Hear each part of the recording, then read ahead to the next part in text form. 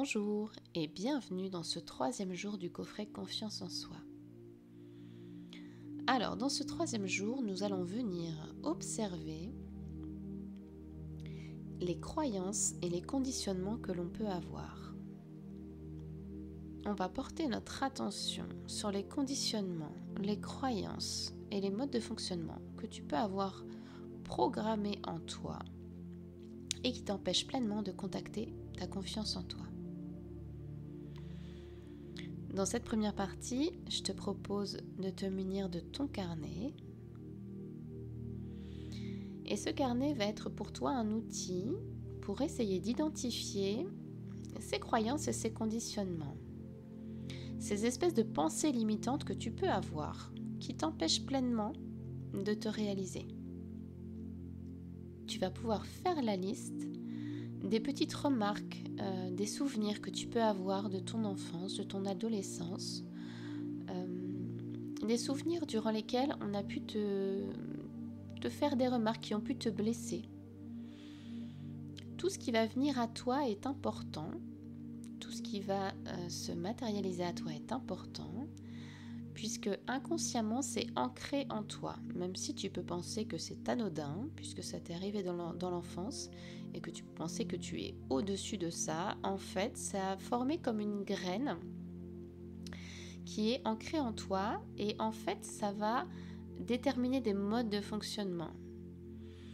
Tu peux avoir tendance à éviter certaines situations, à éviter de te confronter à certaines situations, parce que tu as peur de reproduire les situations que tu as pu vivre quand tu étais petit, où on t'a dit certaines choses. On a pu te dire tu es nul en maths, tu n'es pas à la hauteur, tu es trop timide, tu es trop ci, trop ça, pas assez ci, pas assez ça, tu n'es pas intéressante.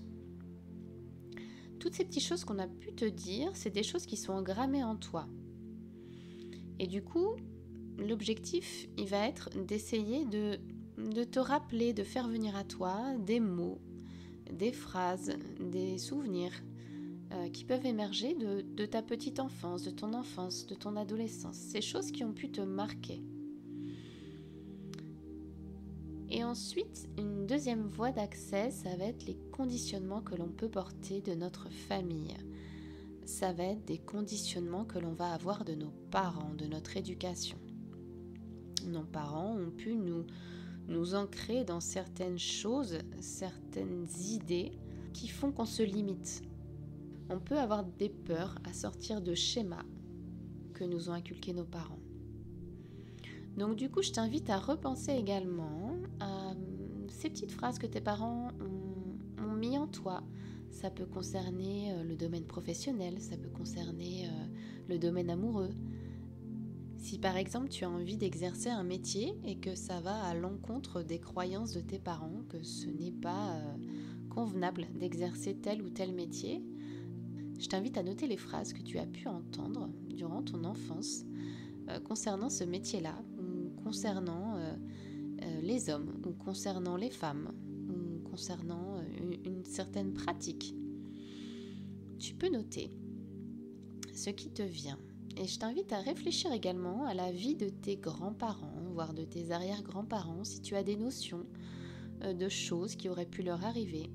Puisqu'en fait, on porte également les mémoires transgénérationnelles. On porte des conditionnements, des limitations qui nous viennent de nos lignées maternelles et de nos lignées paternelles. Ces mémoires, on n'en a pas forcément conscience, mais une part de nous, une infime part de nous inconsciente, va se limiter par loyauté envers ses parents, envers ses grands-parents, envers ses arrière-grands-parents. On va être loyal à notre famille, à notre lignée. Et par conséquent, je te laisse faire venir à toi si des informations, si des choses te viennent concernant tes grands-parents, concernant leur vie, concernant la vie de tes parents, ou en tout cas de ta lignée, les choses dont tu peux avoir connaissance. Je t'invite à les noter également à la suite de cela. Ces limitations et ces conditionnements sont extrêmement importants puisqu'ils vont provoquer chez toi des modes de fonctionnement. Tu peux avoir tendance à éviter certaines situations, à éviter de te confronter à certaines situations par peur de l'échec, par peur de ne pas être à la hauteur. Ah, je ne vais pas essayer de faire ça parce que si je risquerais d'échouer, qu'est-ce qu'on va penser de moi? C'est des choses comme ça qui vont te provoquer un évitement, une fuite, et c'est des choses qui vont t'empêcher de connecter vraiment ce que tu vibres en toi et ce qui t'appelle.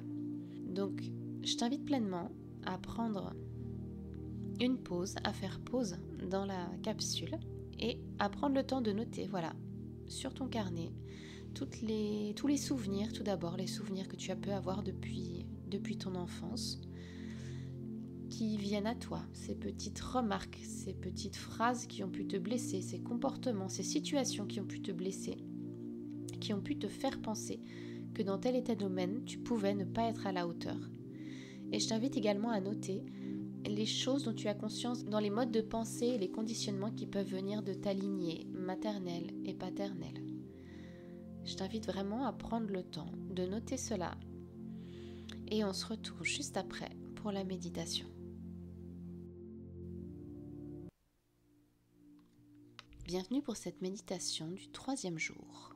Je t'invite à prendre une position confortable pour toi et à te relaxer. Prends de grandes inspirations et de grandes expirations.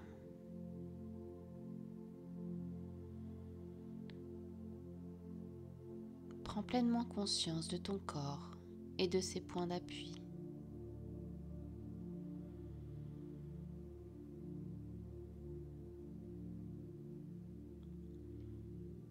Prends le temps d'installer en toi une sérénité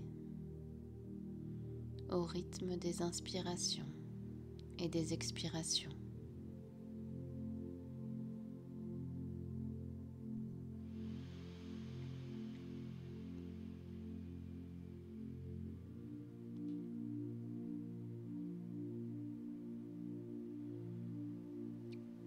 Je t'invite à aller au niveau de ton cœur.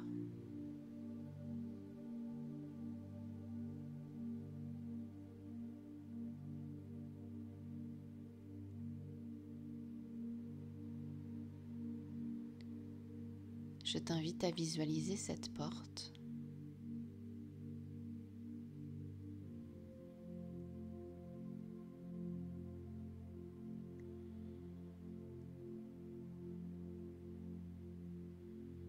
Cette porte qui te mène vers ton moi intérieur,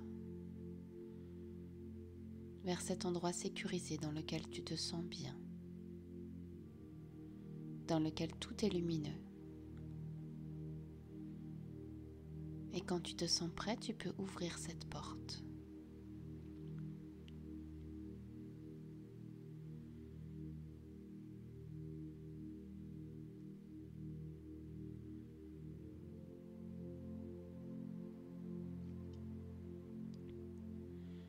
Une fois dans cet endroit, prends le temps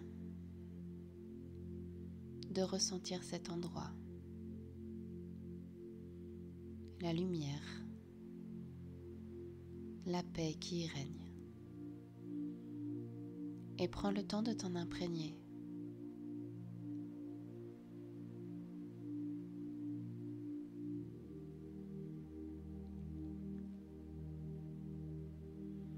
Je t'invite maintenant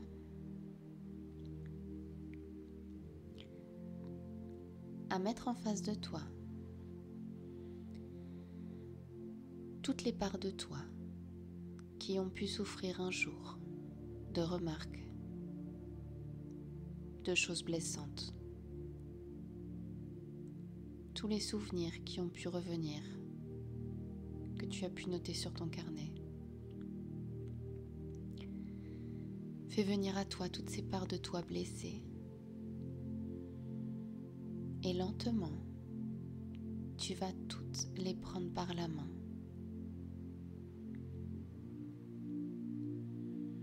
Comme si vous formiez un immense cercle.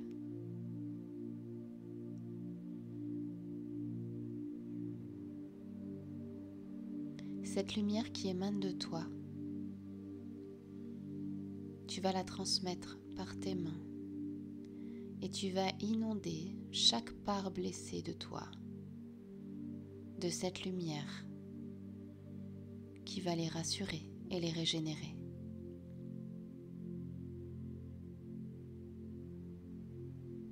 C'est comme si tu guérissais toutes ces blessures. C'est comme si par ta lumière tu venais réparer, une à une, toutes ces phrases.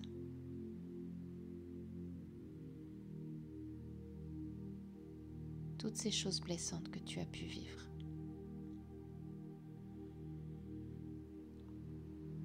Prends le temps de faire circuler cette lumière pour que chaque facette de toi, chaque part de toi qui a pu être blessée un jour, puisse retrouver cette lumière en elle.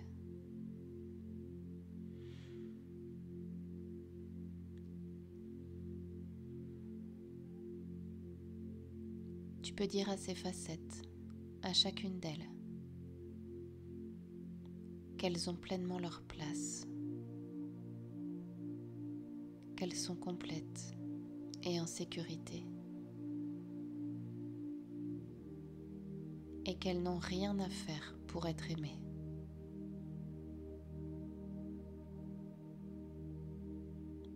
Qu'elles ont juste à être.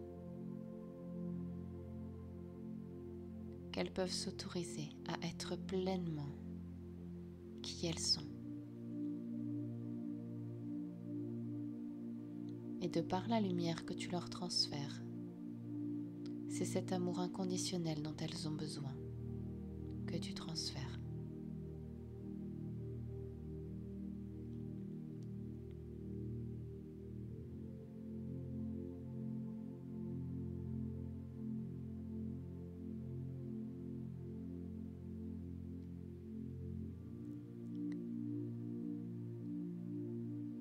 Je t'invite maintenant à faire entrer dans ce cercle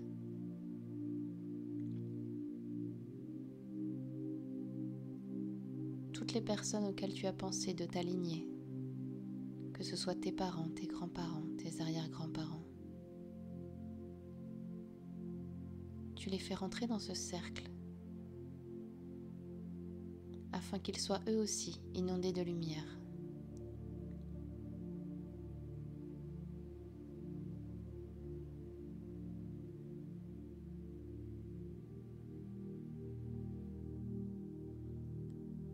Et tu peux leur dire: je coupe ici et maintenant toutes les croyances et les conditionnements qui font obstacle à mon plein épanouissement, à ma confiance en moi.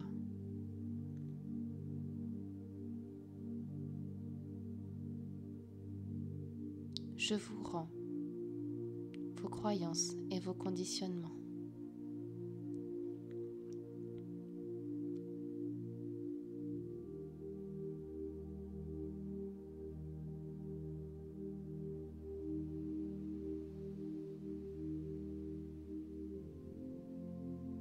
Et quand c'est bon pour toi, tu peux remercier ces ancêtres et toutes ces parts de toi et les laisser repartir dans la lumière.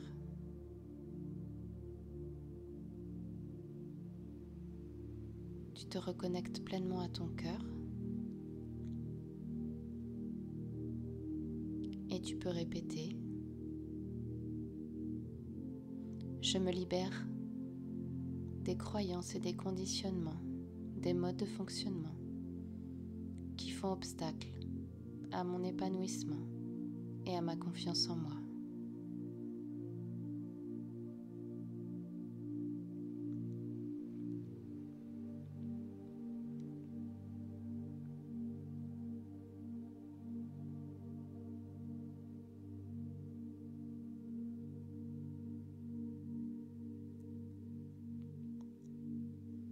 Visualise pleinement cette lumière intérieure qui va inonder tout ton être, tout ton corps, et même au-delà. Et prends le temps de ressentir cette vibration qui s'installe en toi, cette énergie.